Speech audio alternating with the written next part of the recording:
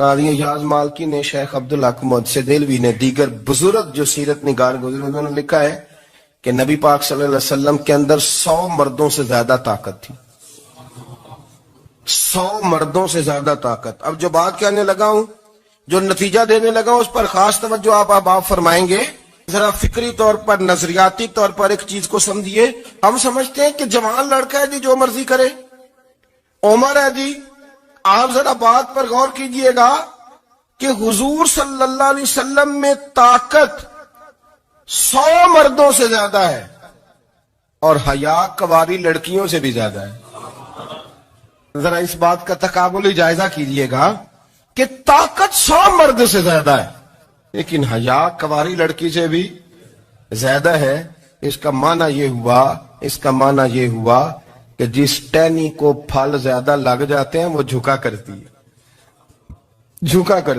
تو حیا تو حسن ہے، حیا تو آپ کو پاک صاف کرے گا، حیا تو آپ کو نرالا کرے گا، انوکھا کرے گا.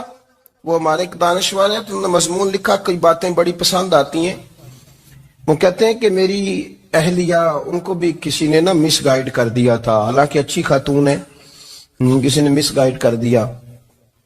تو وہ بھی سماجی اور ویلفیئر، اور یہ خواتین کو شوق ہوتا نا بننے کا، تو وہ بھی سماج کے اندر اچھا مقام تلاش کرنے کے موڈ میں آ گئی. تو کہیں ایک دن جانا تھا تو بڑی بن سور کے میرے ساتھ وہ گاڑی میں بیٹھ گئی. تو میں گاڑی میں، عورتوں کو یہ بھی مسئلہ ہوتا ہے نا کہ ہماری تعریف کرو، تو کئی دفعہ بعد مردوں بیچاروں کو جھوٹ بولنا پڑتا ہے، تو زبردستی کراتی ہے نا جی. تو اس میں گنجائش بھی دی ہے شریعت نے گنجائش دی ہے کہ کبھی بیوی کو راضی کرنے کے لیے خلاف واقعہ بات کرنی پڑے تو کر لینی چاہیے.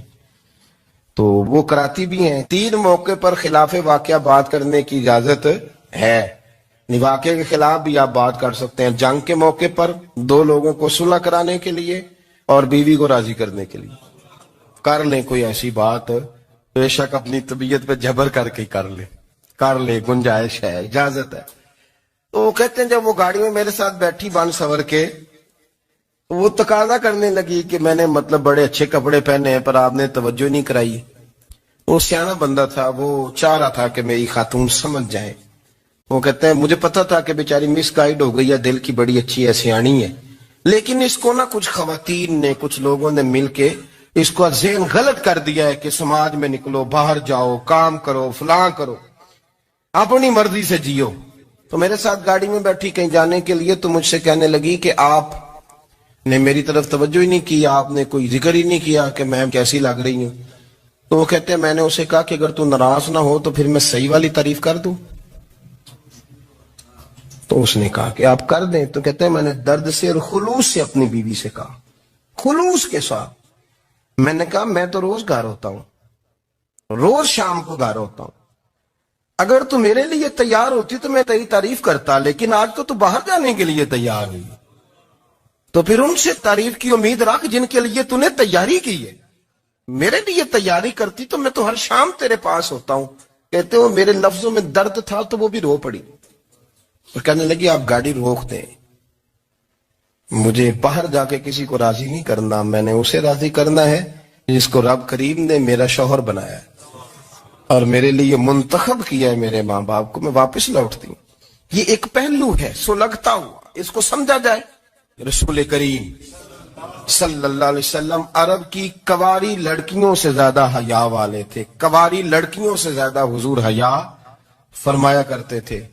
جب خانہ کعبہ کی مکہ شریف میں تعمیر ہو رہی تھی نا، اہل عرب اس کو تعمیر کر رہے تھے، تو نبی پاک صلی اللہ علیہ وسلم اپنے چچا حضرت عباس کے ساتھ خانہ کعبہ کی تعریف میں مصروف تھے.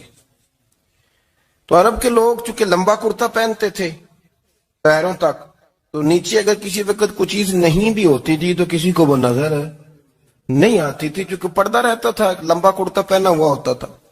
تو جب بچے، سرکار کی عمر مبارک بھی ابھی تھوڑی تھی، تو اس طرح بچے جب نکلتے تو وہ کئی دفعہ اپنی تہمت اتار دیتے نیچے سے، اور کوئی مزدوری کرنے لگتے تو 3-4 طے کر کے تہمت کی کندھے پہ رکھ لیتے. جس طرح کبھی دیہاتوں میں لوگ کپڑا سر پہ رکھتے تھے کہ اوپر اگر کوئی وزنی چیز رکھیں گے تو وہ تکلیف نہیں دے گی.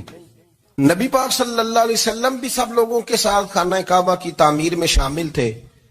تو حضرت عباس رضی اللہ تعالیٰ عنہ نے کہا حضور سے، ابھی اعلان نبوت بھی نہیں فرمایا تھا، بھتیجے آپ بھی تامد اتاریے. یہ صحیح مسلم میں حدیث موجود، اور اس کو کندھے پہ رکھ لیجیے، آپ اینٹیں اٹھا اٹھا کے لا رہے ہیں تو ذرا آپ کو تکلیف نہیں ہوگی. تو سرکار دو عالم صلی اللہ علیہ وسلم سے یہ بات کہی، اور پھر جلدی سے حضور کی تہمت کو نکال کے نا، حالانکہ لمبا کرتا پہنا ہوا ہے، تو وہ جیسے ہی ان کے کندھے پہ رکھا